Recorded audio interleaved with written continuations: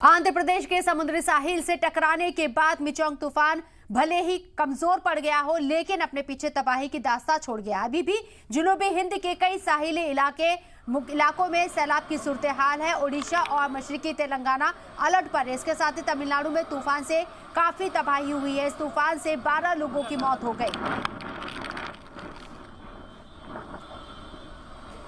तो मिचोंग तूफान अपना कहर बरपा रहा है और कई इलाकों में, कई रियासतों के अंदर अलर्ट भी जारी कर दिया गया है। आपको बताएं कि तमिलनाडु में तूफान से काफी भारी तबाही हुई है। इस तूफान से 12 लोगों की मौत हो गई है। गाड़ियां पानी में बहती हुई आपको नजर आएंगी। ये सैलाब है, ये तूफान है मिचोंग, जिसका असर नजर आ रहा है तमिलनाडु के अंदर और दीगर कई रियासतों के अंदर।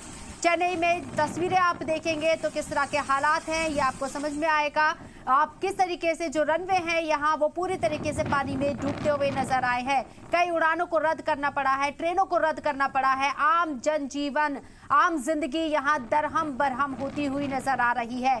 तूफानी लहर, चेन्नई शहर डूब गया है। ये तस्वीरें आप देखिए। और जिन लोगों तक मैन्युअली मदद नहीं पहुंचाई जा पा रही है, वहां हेलीकॉप्टर का सहारा लिया जा रहा है लोगों तक मदद पहुंचाने के लिए।